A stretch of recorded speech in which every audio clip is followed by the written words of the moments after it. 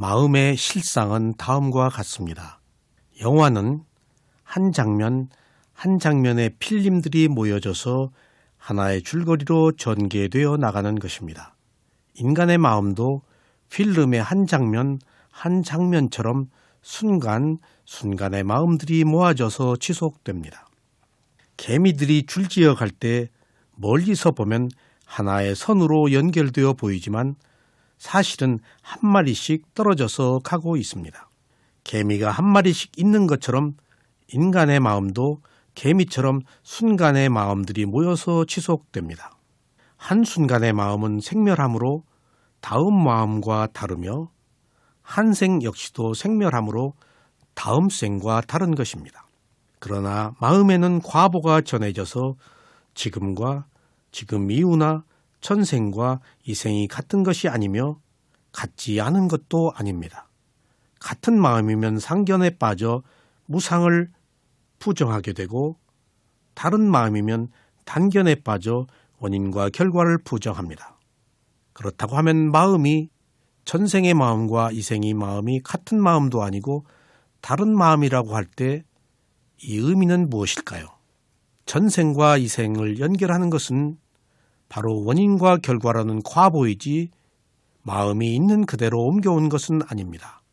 마음은 일어나고 사라지고 다시 새로운 마음이 일어나는 조건을 원인과 결과라는 그 과보에 의해서 새로운 재생 연결식을 받는 것이지 결코 같은 마음이 계속되는 것은 아닙니다. 수행자 여러분, 오늘은 교재 제18장 상견과 탄견을 제거하는 방법에 대해서 말씀드리겠습니다. 무명은 12연기의 시작입니다. 이 시작은 시간을 말하는 시작이 아니고 근본 원인이 되는 시작을 의미합니다.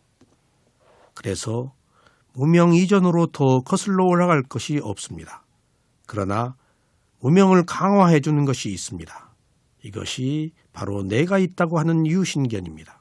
유신견으로 인하여 탐욕과 성냄과 어리석음이 가속화되어서 지속됩니다. 수행자가 유신견, 상견, 탄견을 제거하기 위해서는 먼저 대상을 알아차려야 하고 그리고 알아차림을 지속해야 합니다. 이렇게 알아차렸을 때 대상의 고유한 특성을 알게 되고 다음 단계로 원인과 결과를 알게 됩니다. 원인과 결과를 알게 되면 사견이 제거됩니다. 그러나 원인과 결과는 생각으로 아는 것이 아니고 지혜가 나서 바르게 아는 것이 바른 견해입니다. 수행자 여러분, 식탁에 맛있는 음식이 차려진 것을 보면 먹고 싶은 카레가 일어납니다. 이어서 그것에 대한 강한 욕구가 일어나고 업의 생성이라고 하는 육체적 행위가 따릅니다. 달리 말하자면 카레가 일어나자마자 이어 집착이 따라오고 다시 업의 생성이 따라오는 것입니다. 이렇게 먹는 것 하나를 보는 것에서도 가래, 집착, 업의 생성이라는 세 가지 요소가 갖추어지게 됩니다. 부처님께서 말씀하셨습니다. 가래를 원인으로 하여 집착이 일어난다. 이것은 가래와 집착 사이에 원인이 있다는 뜻입니다. 만일 원인이 없다면 결과도 없습니다. 그러므로 가래나 집착 어느 것도 있을 수가 없습니다. 12연기의 도표를 보면 부분 1에 무명 다음에 행이 있습니다. 그런데 그 중간에 빠진 것이 있습니다.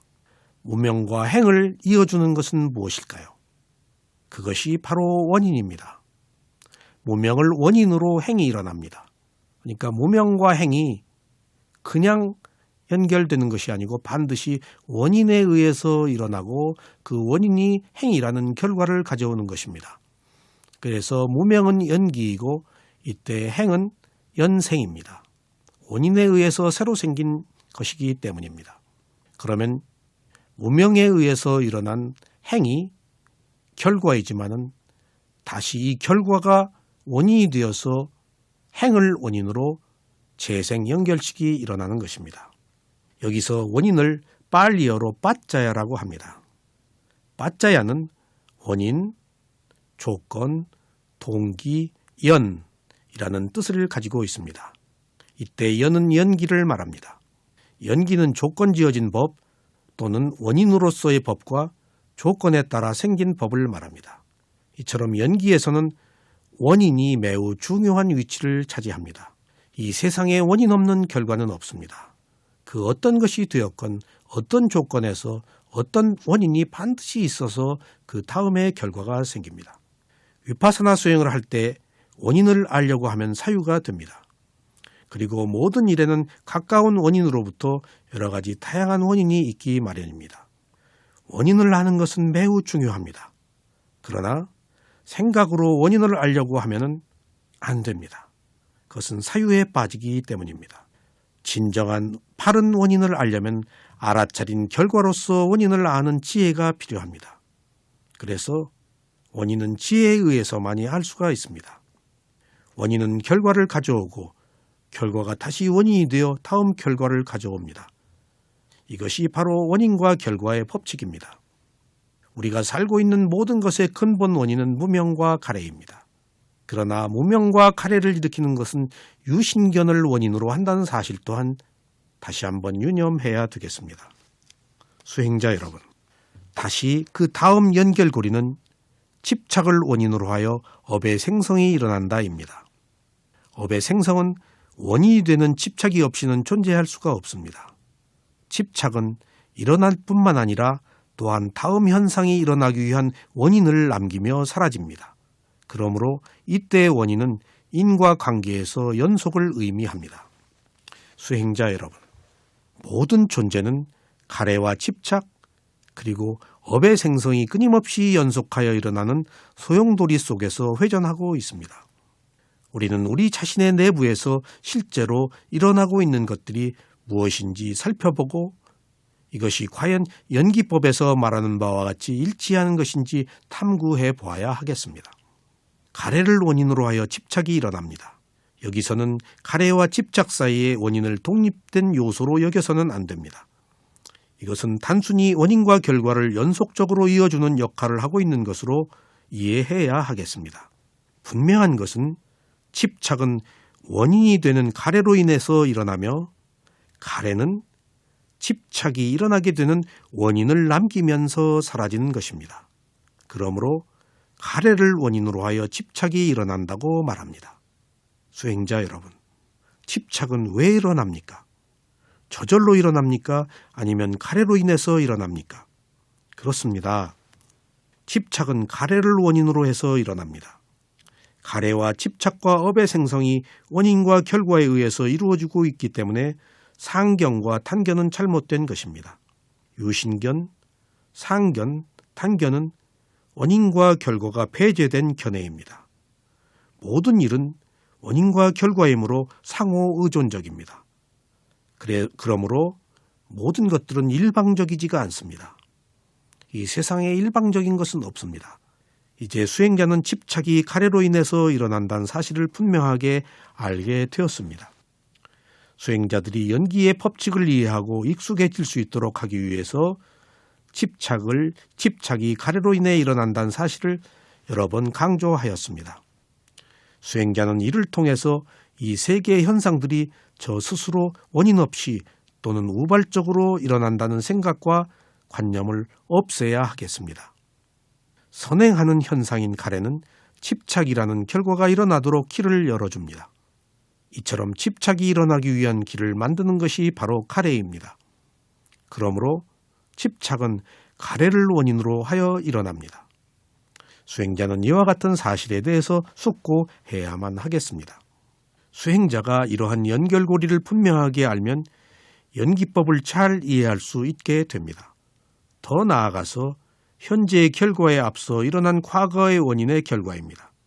도표에 있는 부분 2는 부분 1의 결과입니다.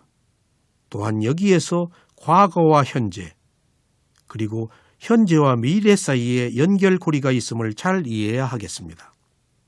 만일 수행자가 과거와 현재 사이에 아무런 연결고리도 없다고 하는 믿음을 고집한다면 그는 단견을 가졌다고 말할 수 있습니다. 이러한 사견을 가지고 있는 한 결코 수다원의 도가를 성취할 수가 없습니다.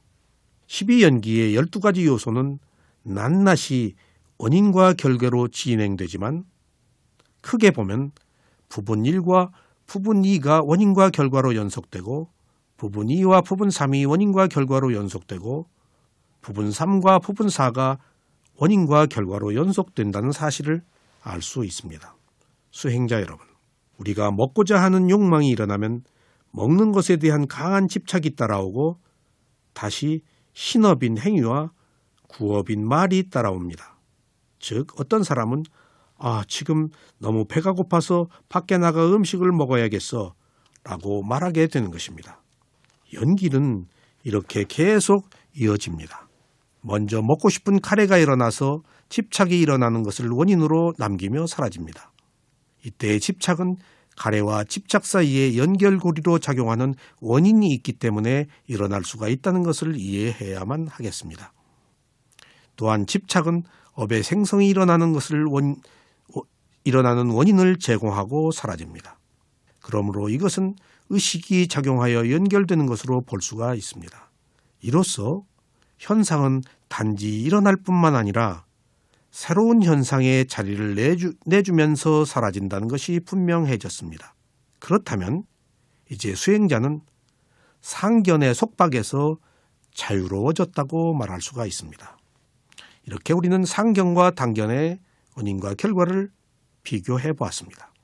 다음 단계로 수행자가 알아야 할 것은 어떤 의식이 일어나든 그것은 나, 자라고 하는 어떤 실체가 있는 것이 아닌 단순한 의식일 뿐이라는 사실입니다.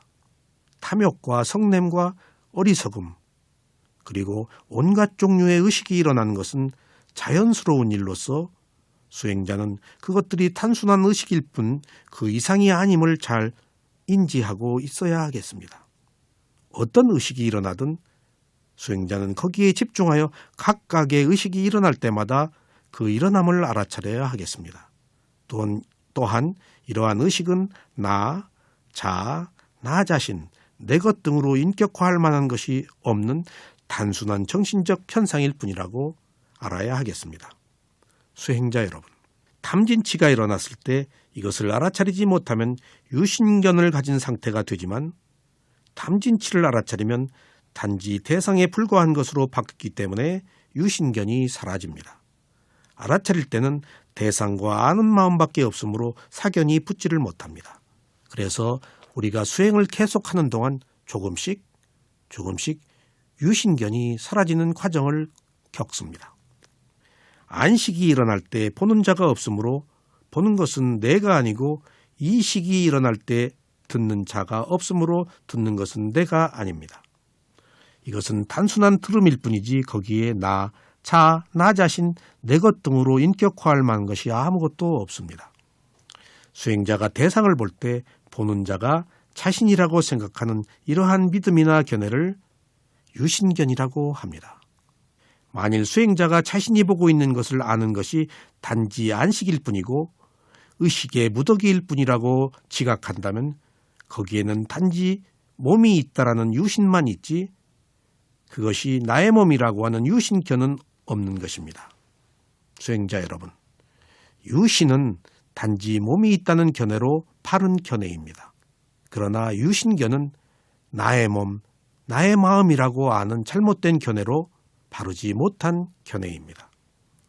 유신은 5가지 무더기라고 하는 오온을 뜻합니다. 오온 중에 하나를 나, 자 혹은 인격체로 보는 잘못된 견해가 바로 사견입니다.